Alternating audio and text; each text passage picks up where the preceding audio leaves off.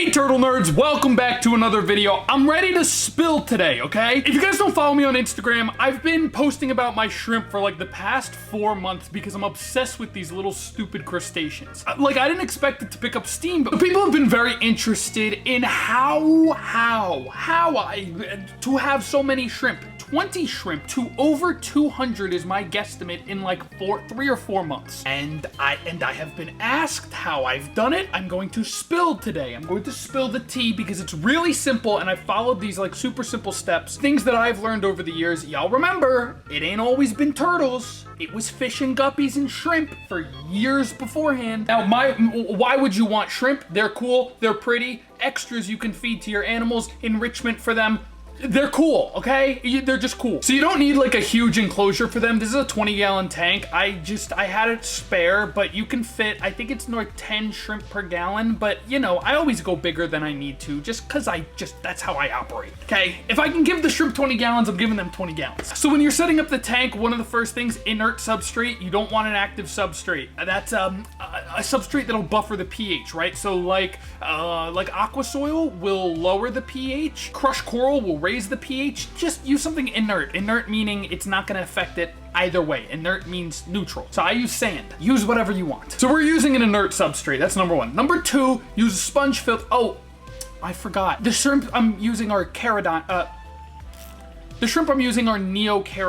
This is the cherry shrimp. Neocaridina davidii. There's Caridina shrimp, which are like the red crystal red shrimp, black crystal shrimp, the crystals, the Thai bees, the this, the that. No. We're talking about the reds, the blues, the yellows. They can all be Neocaridina davidii because they were selectively bred to produce the single strain of color, even though they're all the same species, which is kind of cool. There's different grading. I don't get into that. This is just how to go from 20 to 400, okay? 200, whatever. So this is Neocaridina. They're a lot hardier than the Caridinas. Sponge filters for the babies. The babies are born super tiny, so that way they don't get sucked up. Any fish will eat the baby shrimp, so I keep no fish with mine. Also, plants. Once you get your plants thriving, you're in very good shape to have shrimp thriving. So for the first like month or so, set up the tank, plant it, have everything operating with your sponge filter or a filter with a sponge cover, and just leave it. Age the tank for like a month. There's people like, you don't need to do that. Shut up. This is how I do it, okay? Age the tank like a month. It's stupid, but it helps all the biofilm and algae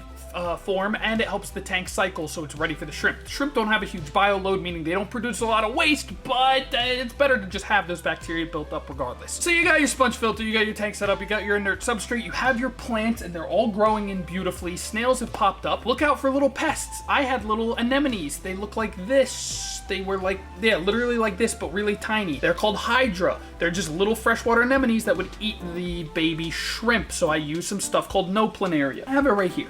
Just a little bit. I erred on the side of caution of no planaria. It'll also get rid of planaria, which are like worms that are icky no-nos. I haven't had to deal with them, thank God. So your tank's been set up a month, you're ready for the shrimp. I bought mine from Amazon. Literally Amazon. I bought 10 of them. 6 arrived. They were all females, all of them were pregnant. They popped out a bunch of babies, good stuff.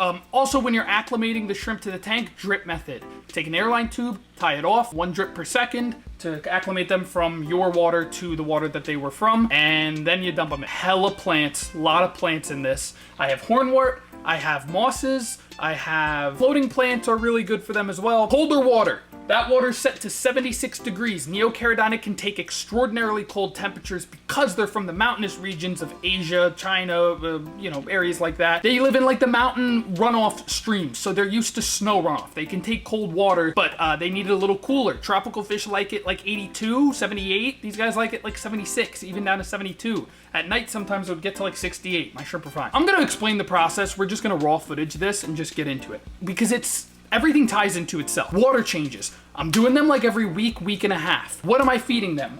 Among other things, it's called Bacter AE. Bacter AE.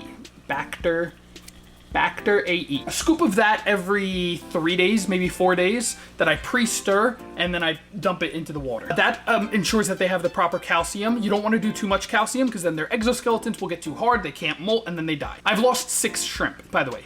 5 shrimp total. Start to now. Literally 6, like very few out of the 200 that I have. I'm giving them like small amounts of extra turtle food because it's protein heavy, so that helps stimulate the growth of eggs. So they have a whole bunch of eggs. So if I want them to breed, after I have them acclimated, because don't do water changes when you first get them. For the first month and a half, I didn't do water changes when I got them, which is fine because the plants eat up the nitrates, so I really didn't have to. And your tank's already gonna be cycled, so you're gonna be in good shape. Set up the tank, leave it, month and a half.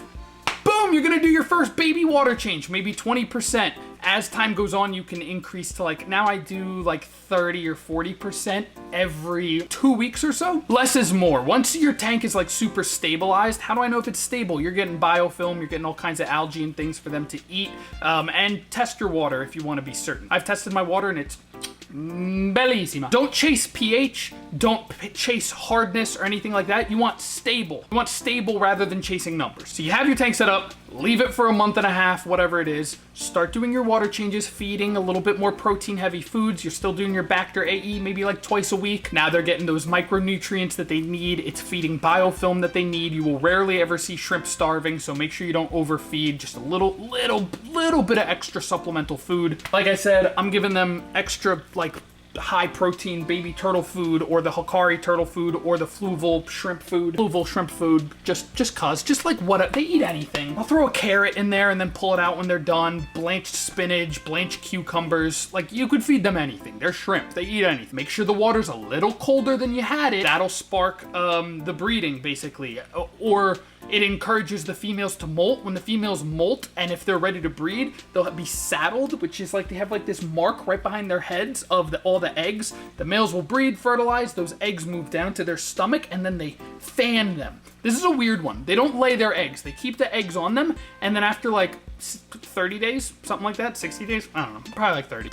They just pop off, and then you literally just get baby versions of the adult shrimp. It's really cool. They're just tiny. I'm gonna overlay all B-roll and stuff, but I had a bunch that were born yesterday and today. Just tiny versions of the adult shrimp. It's so cool. Oh, the water that I change it with, I just take tap water, straight tap water, and leave it for 24 to 48 hours, let all the chlorine gas off. I don't use dechlorinators for them.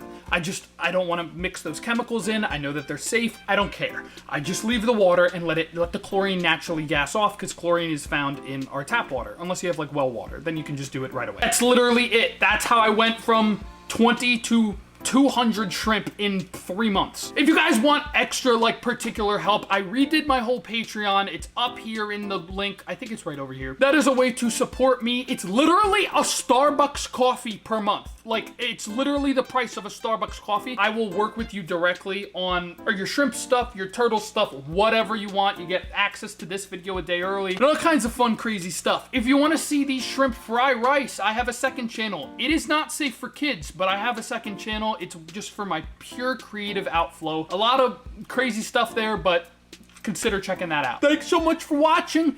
Comment down below if you have 4 billion shrimp now because of all the information I gave you, kiddos. Enjoy. See you in the next one. Oh, shrimp.